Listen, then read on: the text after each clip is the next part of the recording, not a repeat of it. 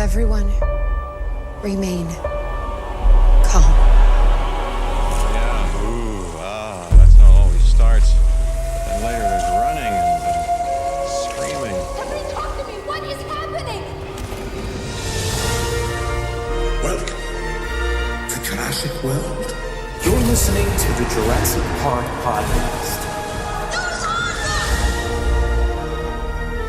You want to consult here or in my bungalow? Hold on to your butts. Well, we're back. Hello and welcome to the 115th episode of the Jurassic Park Podcast. I'm your host, Brad Jost, and we're here to discuss all things Jurassic Park.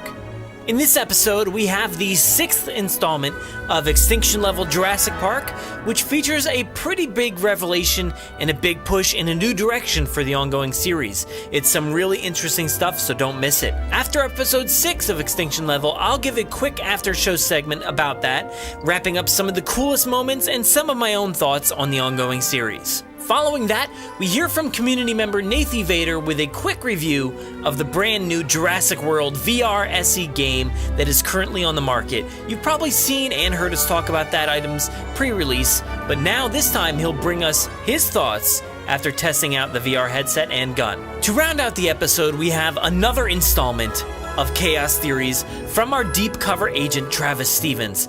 After recording that awesome song last week for Jen, he's back this week diving deep into major theories connecting Jurassic World Fallen Kingdom to none other than Jurassic Park 3. Stay tuned to hear what it is. Alright, so why don't we get this episode started off with a bit of Jurassic news from around the world. 18 minutes and your company catches up on 10 years of research. Access main program. Access main security. These pictures were taken in hospital in Costa Rica 48 hours ago. I don't want to jump to any conclusions, but look. Boy, do I hate being right all the time. But today, I guarantee it.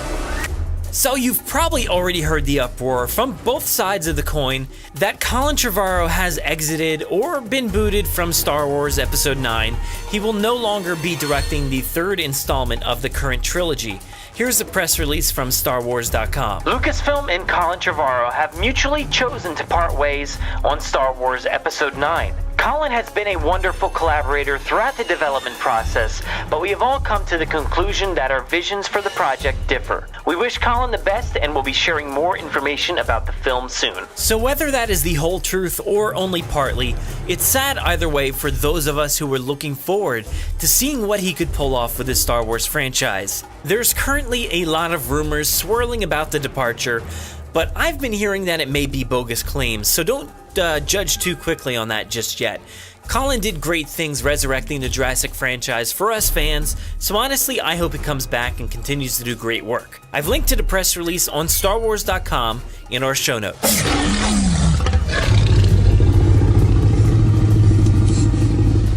A bit of Jurassic World merch has popped up over the past week via 10-4 Creative's Instagram and forwarded throughout the community via Jurassic Outpost, showcasing everything from chicken nuggets to toothbrushes with potentially new marketing for the upcoming film. The packaging featured several dinosaurs we've seen before and a few interactions we've yet to see. There's a familiar vehicle from the franchise and of course that volcano that we've been discussing here for a good while.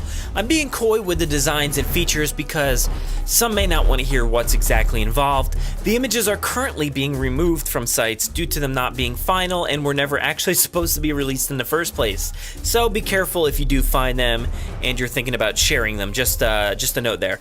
But also, a few images of Pez containers showed up the other day with different dinosaurs on the tops. Nothing major, but just another fun thing for us all to buy.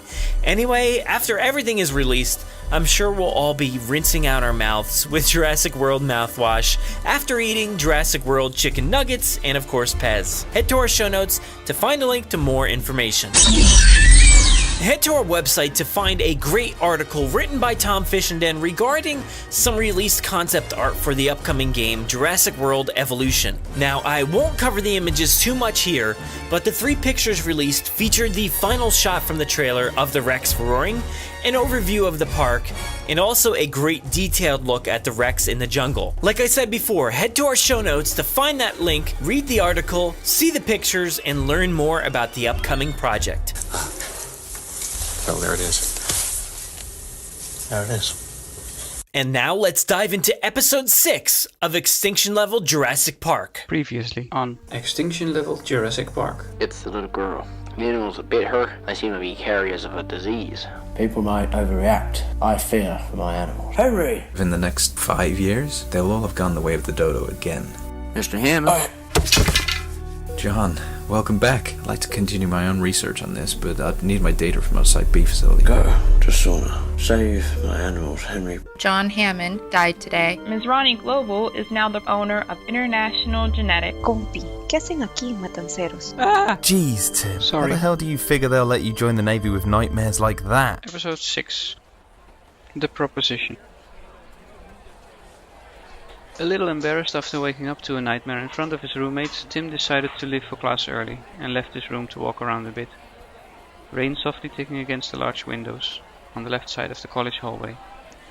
Moving through the crowd of students, bumping into them every once in a while, then bumping into a man that was looking for him.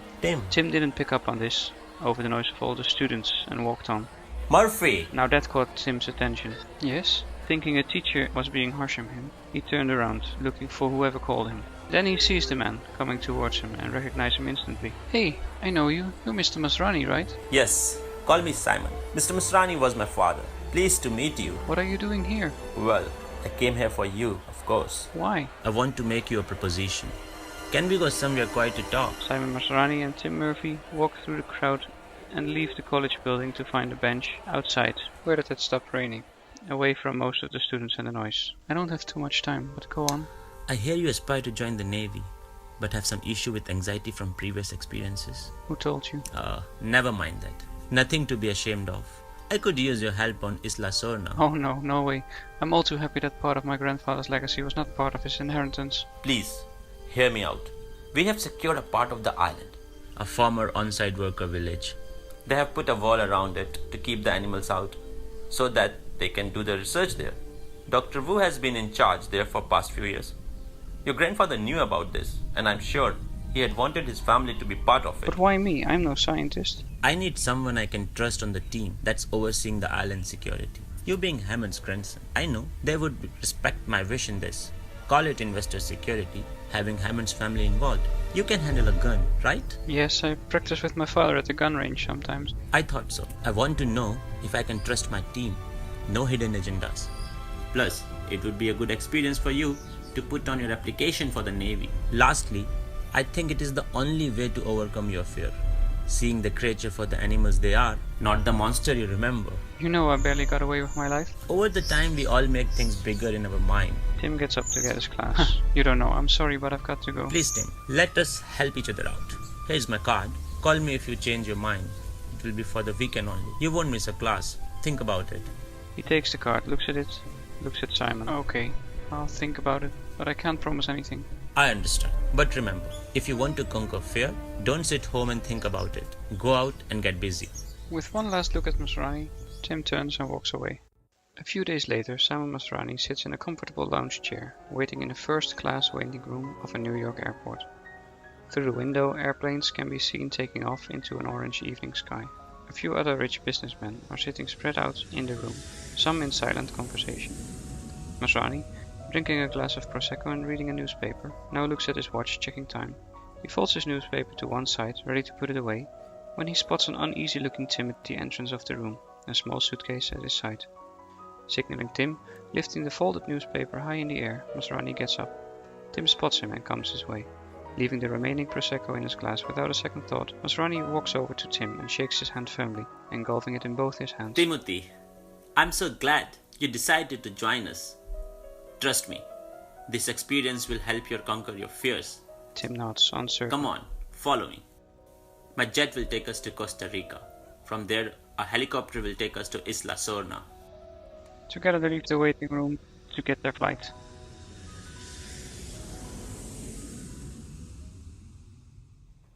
In a dark office in Costa Rica, Marty Gutierrez walks up to a man in his late 50s, Jorge Mendez, working for the Costa Rican police force. Hey, I just received this. Jorge looks up from behind his desk as Marty puts down a letter from a fax machine. What is this? Apparently, people living on Isla Matanceras are having troubles with small dinosaurs. Losing chickens to them. People living on the Cinco Muertes? Yeah, as I understand it, they were formerly engine workers who stayed in the village. It was created for them to have time off. The electricity provided by some local thermal power sources, so that they practically live there for free. And our government allowed this? You want to hear their story? I only just found out too. Nervously, Marty moves his hands through his hair. Jorge, I need to go there. I need to go there as soon as possible. If these really are engine dinosaurs, we're going to have a big problem on our hands. And your research here? Well, I've finalized my most important research. But we should have months before we expect the aberrant forms to start their cycle again. I have time. Okay, I will arrange flight to Isla Matanceros for early morning. Thanks, Jorge. Thank you for listening to episode 6 with Hemant Mishra as Simon Masrani, James Hawkins as Marty Gutierrez, and Hector Salazar Valle as Jorge. I hope you have enjoyed this episode, and until the next episode of Extinction Level Jurassic Park. Alright, so that was another amazing episode of Extinction Level Jurassic Park. Great job, Arjun, on producing that one.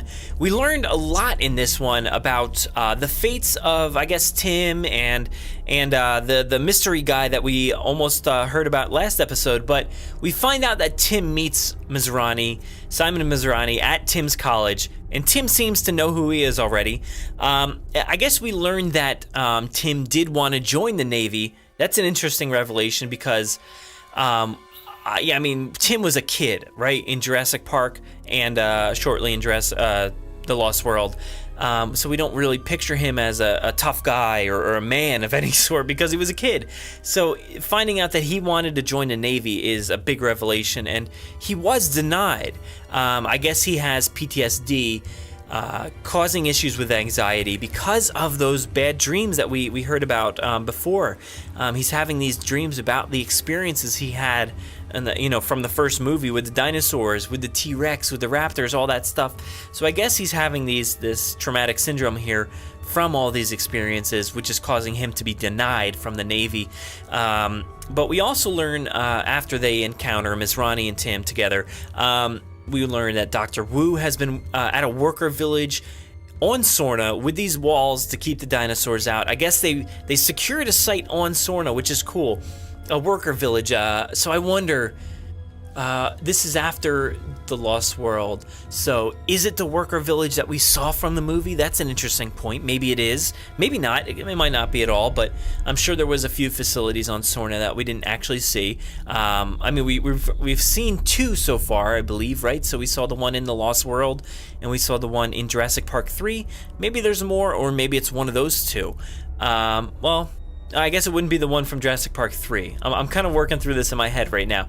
It would I guess it would have to be the one from The Lost World, or just a different random one. Either way, that's besides the point.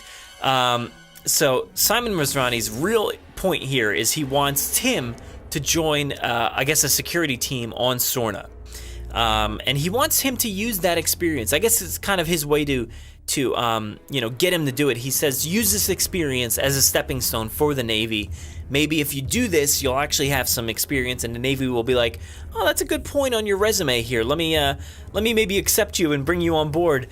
We do find out that Tim has been practicing his gun skills. I guess he's got to be prepared just in case he comes across any dinosaurs after any of these experiences that he's had.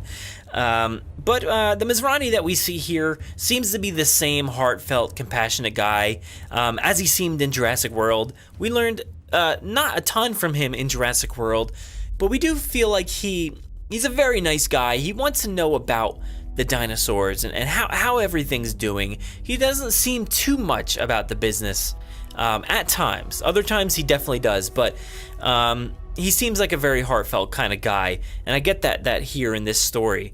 But it does seem like Tim doesn't really want to join the mission, so it seems at first.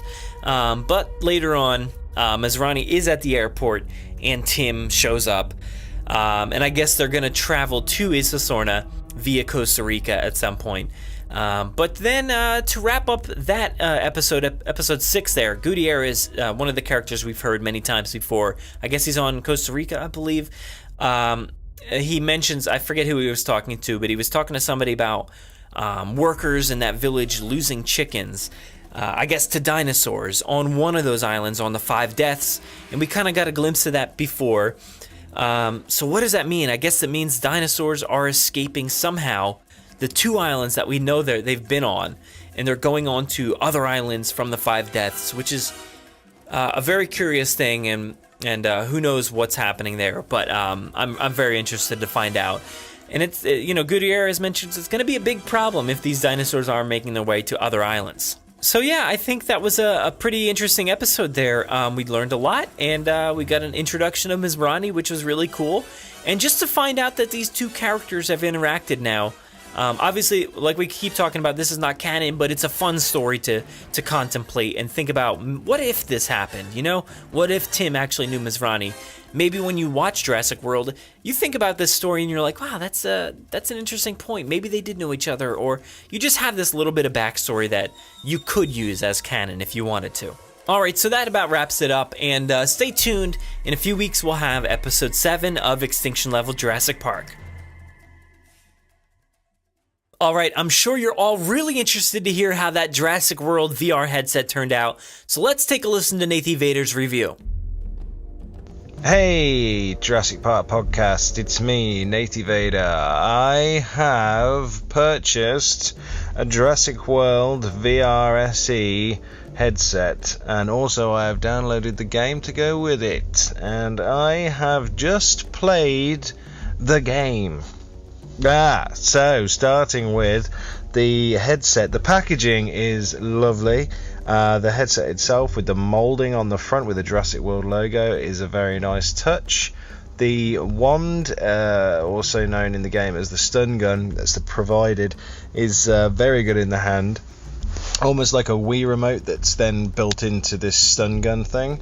That was pretty cool. Syncing that to the phone once you downloaded the game, which took probably 5 minutes to download because it's quite a large file, was relatively easily. As long as you had your Bluetooth turned on, straight onto the game, piece of cake. The game itself, well, I hate putting anything down. I hate giving anything a bad review, but especially when I've paid money for it. It kind of feels like the game isn't finished.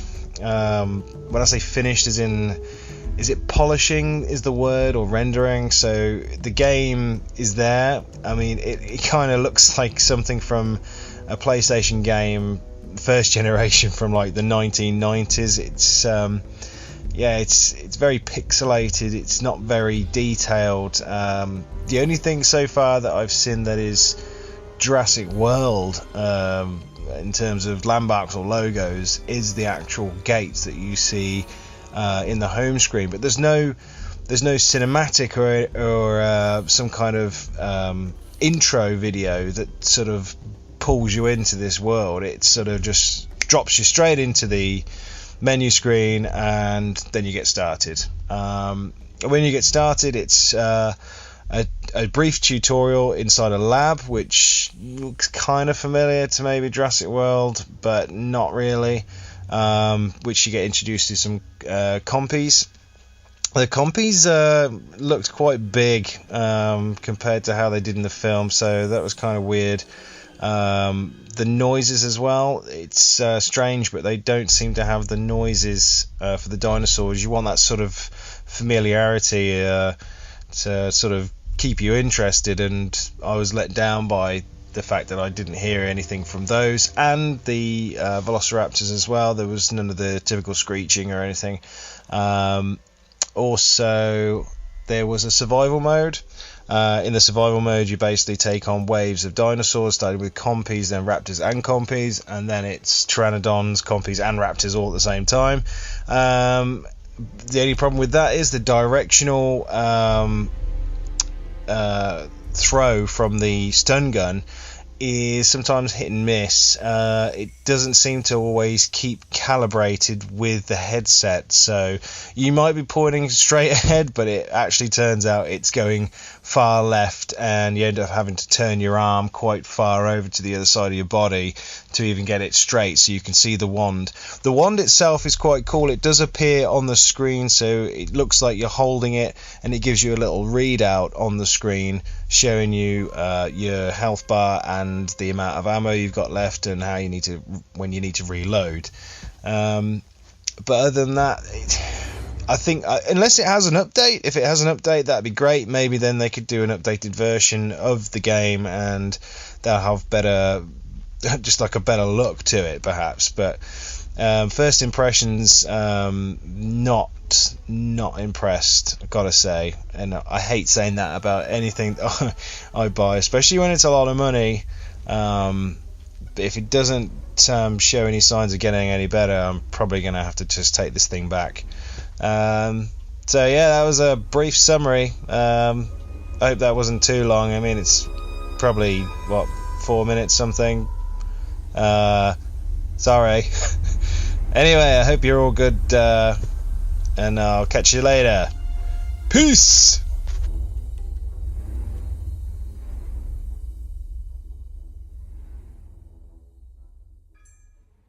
Chaos, chaos theories, chaos, oh chaos theories, plot lines outlined unclearly, chaos, oh chaos theories, InGen will do anything to get their hands on my information. My chaos theories. Welcome back to the bunker. This is Travis Stevens with another thoroughly researched, 100% unquestionable installment of Chaos Theories. The theories that they don't want you to know about. And when I say they, I mean them. And I think we all know who that is. Spoiler alert, spoiler alert. If you don't want the entire plot of Jurassic World Fallen Kingdom completely spoiled, turn back now. Still with me? On March 8, 2017, J.A. Bayona dropped a visual bomb online, a photo of a wood-paneled, museum-like room with a long-haired child staring down the beak of a dino skull. We assume this individual identifies as a girl. Bayona accompanies this image with this caption. So excited to show you this. A first look of the new Jurassic Adventure. #JW2. Oh, that's not suspicious. And JW2? Too afraid to call it Fallen Kingdom, Bayona? Moving on. The picture clearly shows at least 7 articulated fossilized dinosaur skeletons and/or skulls, centering on a massive ceratopsian skull with an impressive horn structure. One might even think it was more exaggerated in its features, capable of greater violence and destruction, something different than your standard Triceratops. Hold on to your butts. I think we've just seen the Tricycloplots. Every Jurassic movie so far tends to revolve around aggressive meat-eaters that put the protagonists in peril. You see herbivores, but they get minimal play in the realm of danger. Well, okay, there's the Stegosaurus protecting their baby in the Lost World, and yeah, there's the Triceratops that plows through Ludlow's investors meeting on Isla Sorna, and the Packy that rams that guy through the vehicle, but still, what do you do to amaze your audience after 4 films? You've got to do something different. You've got to bring your A game. You've got to be on point. You bring the Tricycloplots. You'll certainly remember Paul Kirby mentioning this legendary member of the Ceratops family, the Tricycloplots. This was basically the bad boy of the species. Paleontologists have speculated from rocks that it had a really bad attitude, big horns, and a beak that it wasn't afraid to use. It was the kind of dinosaur that would walk into a room where humans were facing off against velociraptors, see humans, and instead of fighting off the raptors, it would gladly spear the humans like kebabs for the raptors and any additional T-Rex that might suddenly appear within the building. Again, this was learned mostly from studying rocks, which are surprisingly revealing about these kinds of things. It's called science. Perennial fan favorite Paul Kirby foreshadowed the coming of tricyclopods. But is anyone ready for it? Can Claire or Owen handle such a surly, needlessly violent, sociopathic beast? I think we can safely assume that we're going to find out in 2018. This has been Travis Stevens once again, reporting for Chaos Theories, keeping you up to date and informed on your Jurassic journey so the chaos doesn't spoil our world. Make sure to visit JurassicParkPodcast.com to find all our past episodes, brand new news articles, information on how to contact us, and much more. It's a great source for everything related to the podcast, and of course Jurassic Park and Jurassic World. Head to JurassicParkPodcast.com and help us build a great community. Anybody hear that?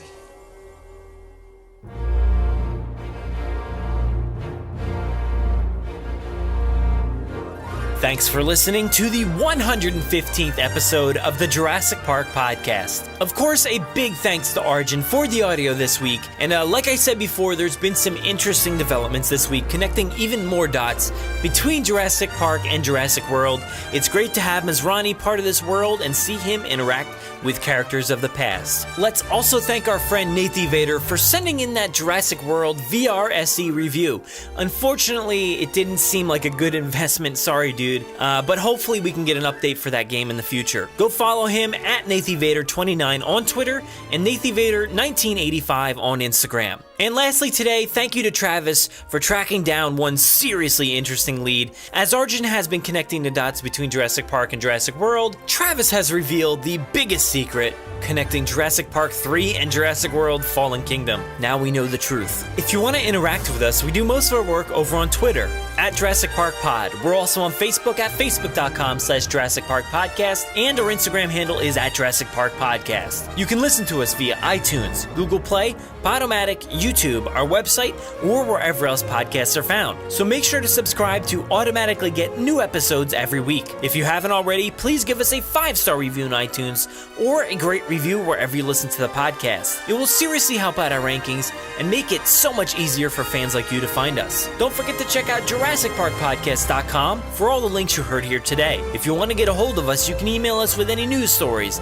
MP3s, or if you want to debut a segment of your own, send them to JurassicParkPod@gmail.com, or you could submit questions directly on our website contact form. If you'd like to record something for the show, send it in to us and we'll feature it in an upcoming episode. You can give our voicemail line a call and leave us a message. That number is 732-825-7763. Thanks for listening and enjoy.